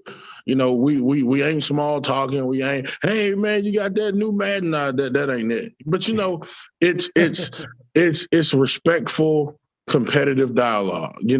Like, we both know that one day we're going to share a platform. One day we're going to go head to head.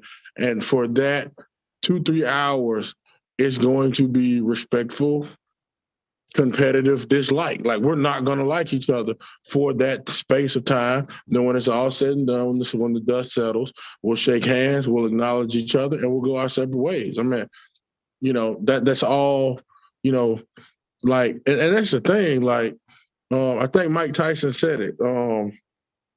Mike Tyson did say this. Everyone you fight isn't your enemy, and everyone who helps you ain't your friend. Right. So, I know one day we're going to go to battle and we're going to walk off the platform and it's going to be what it is. I don't see him as an enemy or anything. I just see him as, this guy is good competition, and we're going to go to battle one day, and we're going to lay it all out there, and I look forward to that day, because that young brother he is a unit. What does it mean to you to know, like, he's obviously with this trajectory, younger guy, so he's going to be around for, conceivably, he could end up being the next Ray Williams, if you will, down the road. So what does it mean to you to be like, listen, before I leave the game, because he's like over 10 years younger, to face him on the platform and have a proper clash between you two, so kind of link the two eras together? How do you think that impacts you, your career, and how much does that mean to you to have that? It's just like football, man. Like, I'm an Alabama fan. Every year, the Iron Bowl is bigger. The Iron Bowl is bigger to the fans than it is the head coach, because the head coach just sees it's just the next game. And, being a football player, being a football coach, that's my mentality when it comes to competition. It's the next game. That's how you have to look at it, because if you put too much energy into the actual person, like, I'm about to compete against this person and what's going to end up happening, you're going to put more focus on them and the actual competition than you are yourself. And that's always been my biggest thing. Like, as of right now, I am my biggest competition, because I'm trying to beat the best. Like Coach said, going into Calgary, we were as strong as we've ever been. That was the best version of me. I want to beat that guy.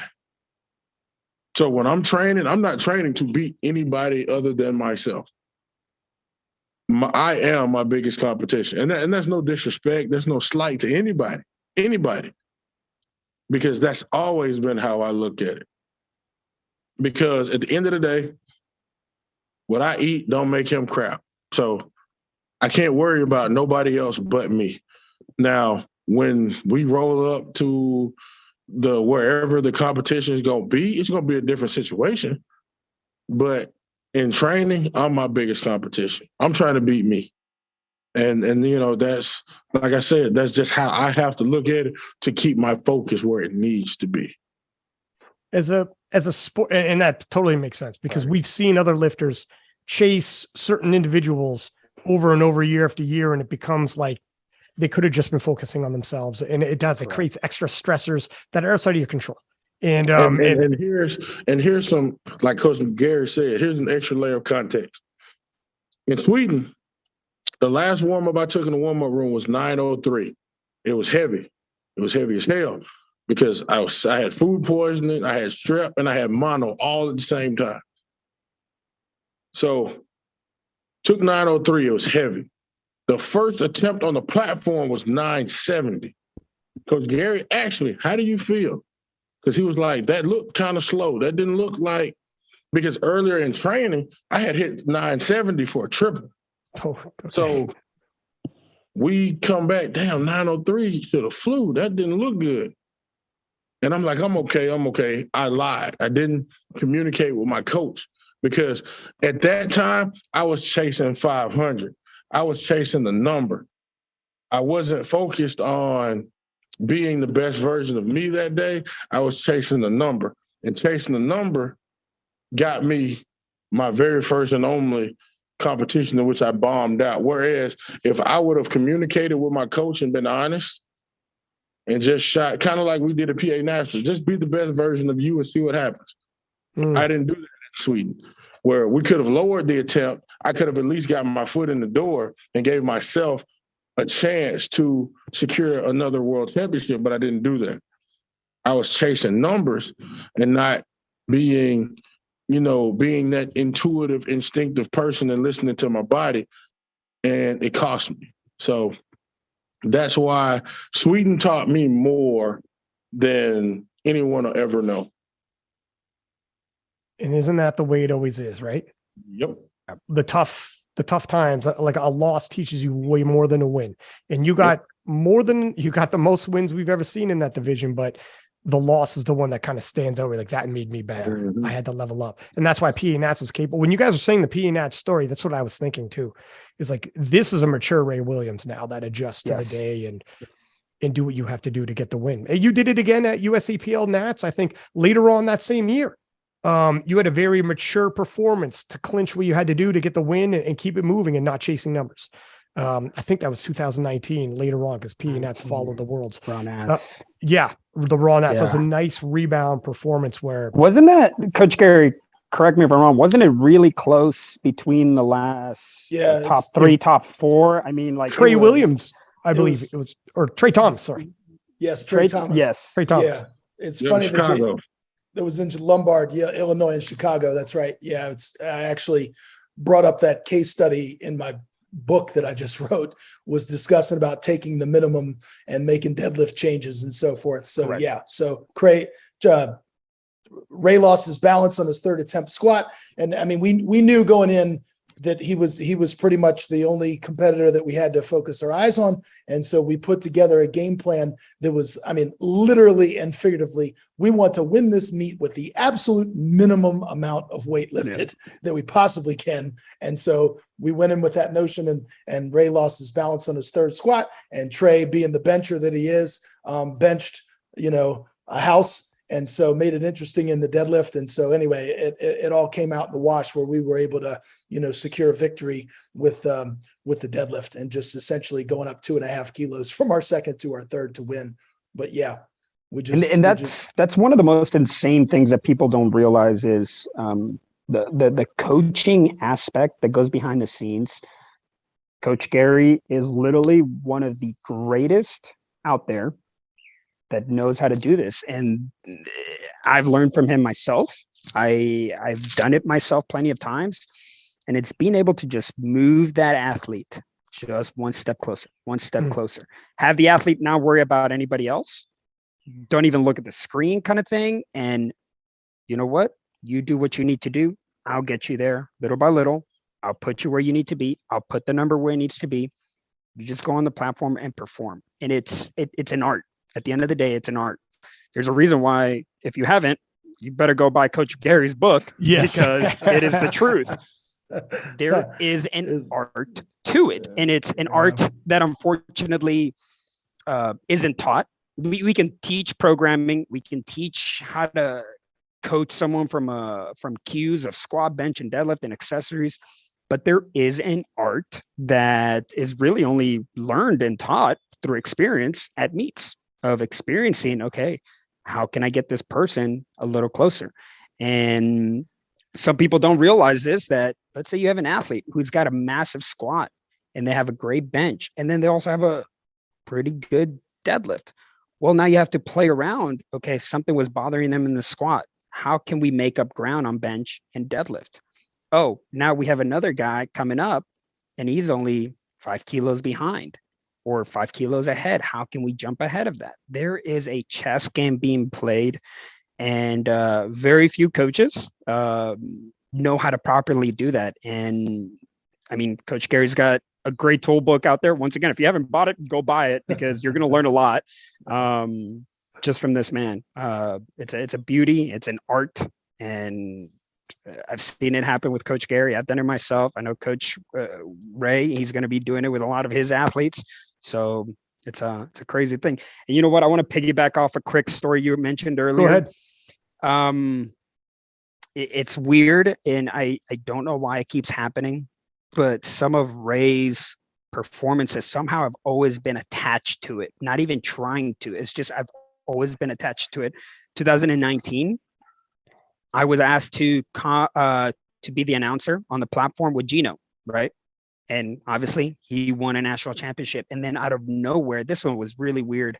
If you ever go back and look at or listen to the recording for his 1080 at the Arnold, same thing. This was back in 2019 or 2018 or 19. It was 19 what he did for 19. And let's say 2015 to 2019, it was during a time period where live streams were becoming a thing. And it was during a time period where nobody wanted to do the live stream. So I always just kind of volunteered my time. I was like, you know what? If I'm not coaching someone this session, I'll do it. So I would be coaching sessions and I do the live stream. Commentating? And yeah, once 2020 kind of reached, I kind of stepped away from the commentating and the announcing on the platform so much, just mostly because I started noticing there was a wave of people finally having the guts to kind of do it or realizing, hey, this is kind of fun, right? Which is for some people being in front of a microphone and saying a bunch of crazy things and trying to get the people hyped up and giving information into the sport. It's a little nerve wracking. And some people don't have that. And I get it. But we have people like you, Ryan, who are able to just push for that and show people, you know what?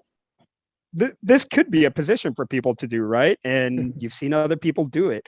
Anyways, that 1080, you hear me go crazy because I realized what was happening. It was history in the making, that 1080. It gave you a glimpse into what's going to happen. And I'll say that again, what's going to happen in the future of what Ray will eventually do. It was electric. It was insane. And it was history in the making. I know Coach Gary and myself were proud to be surrounded with Ray and his greatness and just kind of be in the shadows of it. Because at the end of the day, he's the one out there. He's the one putting in the work. So if he hits that 500, let me tell you something, like doubling back to the Jesus Olivares. Yeah, it'd be nuts. Doubling back to the Jesus Olivares potential showdown that seems destined. It's destiny. It's going to happen. If that 500 happens against Jesus, holy smokes, that'll be absolutely bonkers. But I'll tell you this right now, because I'd asked Ray what it would mean to him to face Jesus. As a sports fan, and I understand Ray answers like an athlete, and it makes total sense. On the flip side, as a sports fan watching, when you see this, and this happens in sports often, very much happens when two eras cross paths, but there's an age gap of 10 years or more. So those two eras aren't going to be like Muhammad Ali, Joe Frazier, or Andre Agassi versus Pete Sampras in tennis or whatever. It's not going to be like that where you face each other multiple times over the stretch of like your entire careers. It won't be like that because there's the age gap. Instead, it'll be like other sports rivalries where, there's one era and then there's another era. And for a very brief time, they're going to overlap. And that brief time is very special because they have the overlap. And one of two things. De La Hoya and Mayweather. Very well said, sir. That's it. I was trying to think of one, but that's it. And then Pacquiao, De La Hoya, Pacquiao as well. It got held off a little bit too long, and De La Hoya was just out of his prime. Well, Pacquiao, Pacquiao, Mayweather shared this. They shared the same era. De La Hoya came first, then Mayweather. So I think Ray's is more.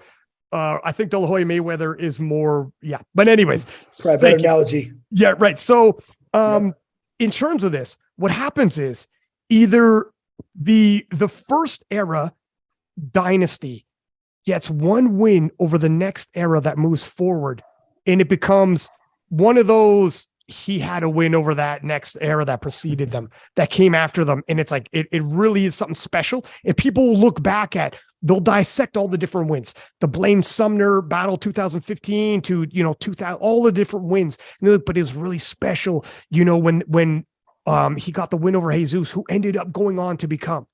However, even if Jesus wins, it becomes special as well, because it's an iconic moment when you pass the torch. And it's important in sports often to be like the passing of the torch. This is how the torch gets passed on the platform. You shake the guy's hand and be like, I had my day and here it is, son. And there's both are special. It's very special because your legacy is cemented in the sport. All right. So I don't know when those two eras cross paths, and what's nice on this one is Jesus has got enough time at least that he might end up breaking the all-time untested record as well as the open record, and it has a couple world title wins, and you know what he's going to do with Sheffield. So his resume is there by the time you clash. Sometimes you don't know what someone's resume becomes until like 5 years later, like, oh, Jesus ended up being really good.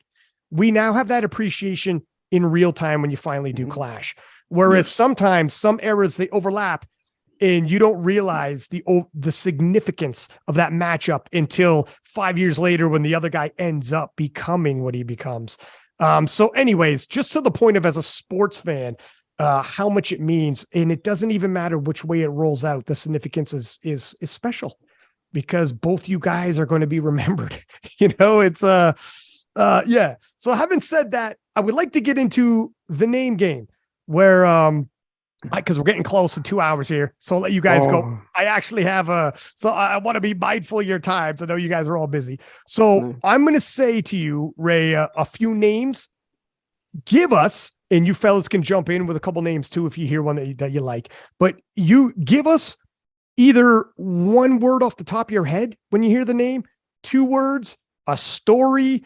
You can give as much or as little as you like, but it could literally be Jesus Olivares, and it could be like the future, or it could be a big explanation, whatever you like, my friend. So with no further ado, we'll get into the name game. Let me pull my names up here. This man's got a list. I got a list. I came prepared. Okay. Let's start it off. How about Jezawepa? Family man. Yeah. How about, I would have said the same thing. okay. How about Kelly Branton? Good friend.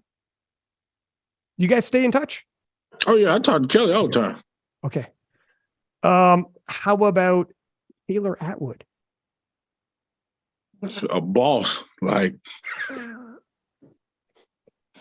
Taylor, I mean,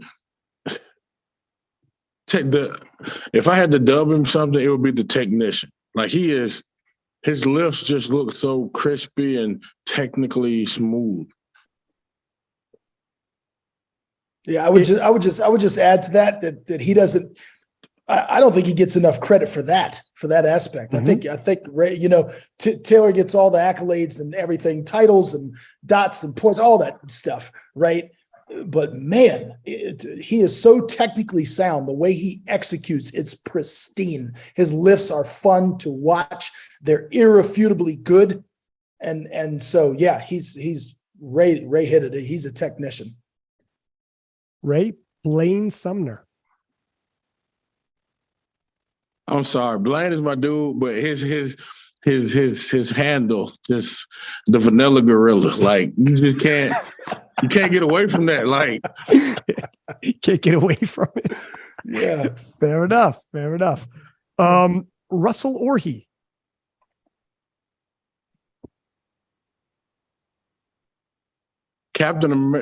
Tony Starks. Russell is the Tony Starks of powerlifting. Okay. Dan Bell. I'm a Marvel guy. Whenever I look at Dan Bell, I think, if you remember Abomination, when the guy who just wanted to fight.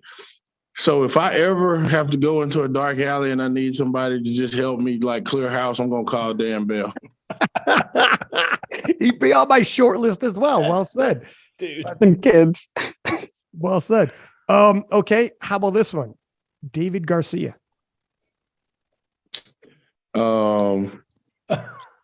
David actually came up here to help me move.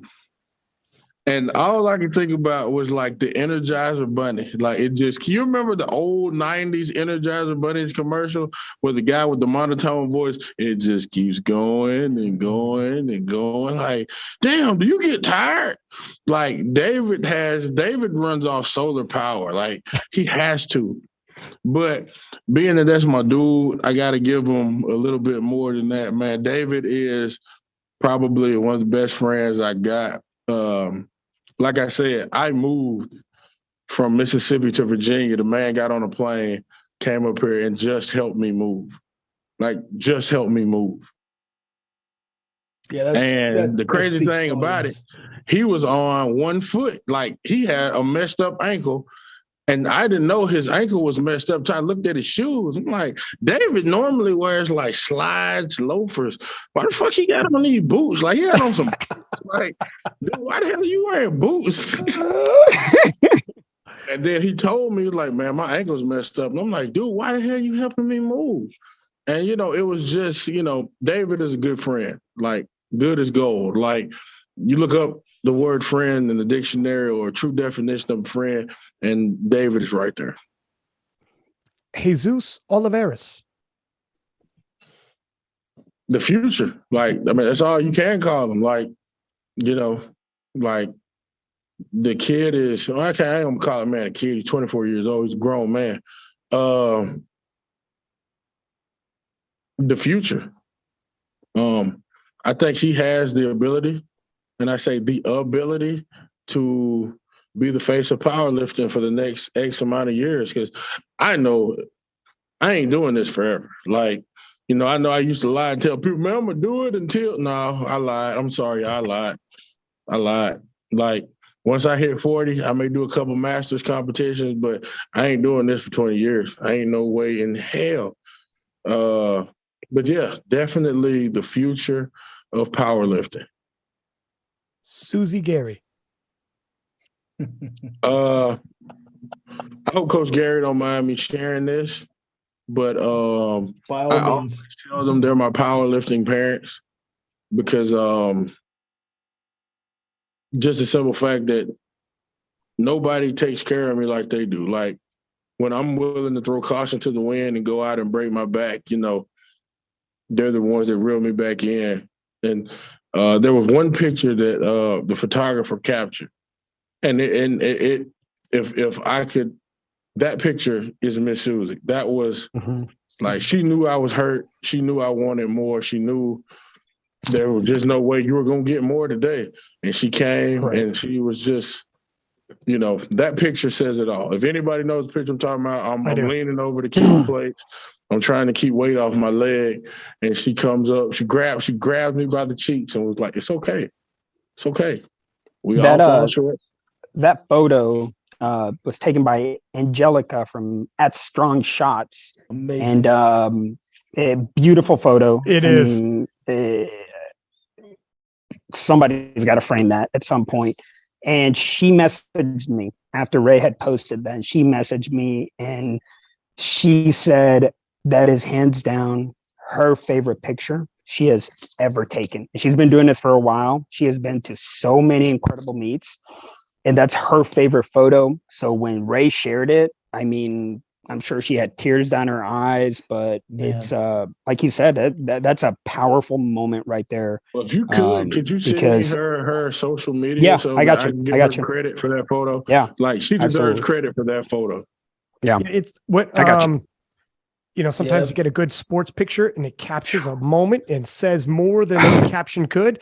And I'll post this. Everyone listening to the podcast now is going to want to see this photo. So I'll put it, if you're listening to the podcast, when this podcast drops, I'm going to put it in stories.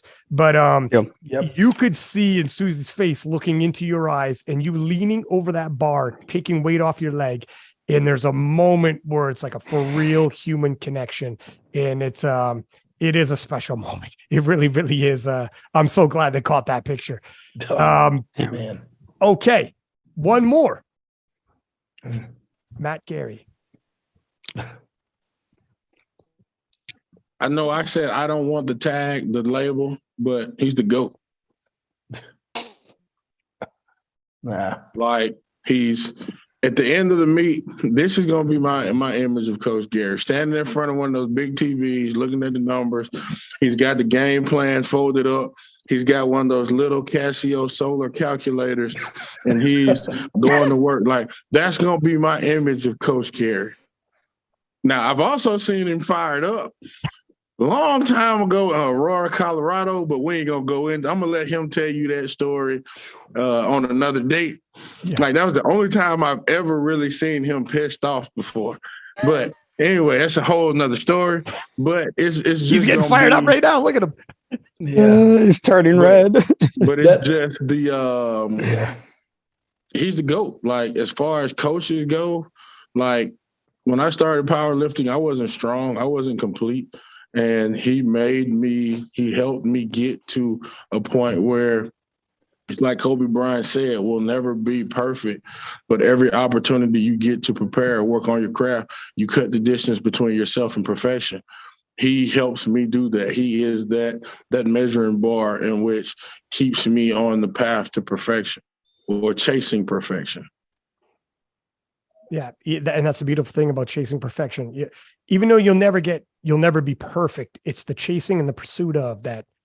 It's the journey. It's been said a million times, but it's true. Listen, fellas, I appreciate you guys coming on this podcast. We crushed 2 hours and this was a good one. I knew it would be if I got all you guys together, the stories we could share. I know you guys are extremely busy. We're in like 4 different It's been places. 1 year in the making. Yeah. Yeah, right. This is It's true. literally been 1 year. This was a tough podcast to put together. We tried to do it for a year. I'm going to start booking you now for next year. I was just gonna say. I got to start booking you now. We'll start talks, but we now have a group chat with all of us together. So we'll get something going, but, man, these are good stories. This is good. I like it. we went some places here, and whatever the future is, let's keep in touch. And we'll do this again when it's all sorted. We'll do it again, and we'll have some more to talk about, gentlemen. I appreciate you very much. And before I let you guys go, I'll give my sign off. Oh, actually, sorry. I'd be remiss if I didn't allow you guys the opportunity to tell people where they can get a hold of you for coaching services and whatnot. I'll let you go. Coach Gary? Oh yeah, you can. Yeah, Susan and I are coached together. SSPT. You can find us at supremesportspt.com or on Instagram at mlgary72. Okay, David, you want to give us the?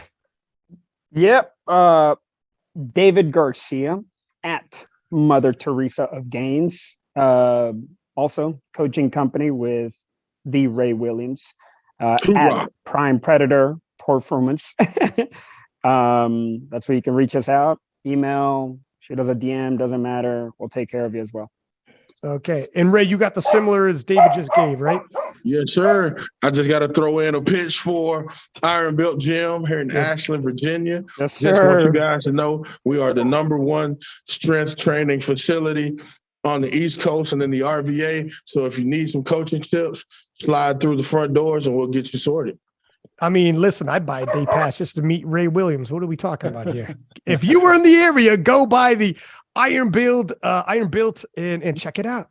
Check it out and live with greatness. Listen, fellas, thanks for coming on. Everyone listening, please do subscribe, give us high ratings. And as always, 6-pack Lapadat, 6 up, and we are out.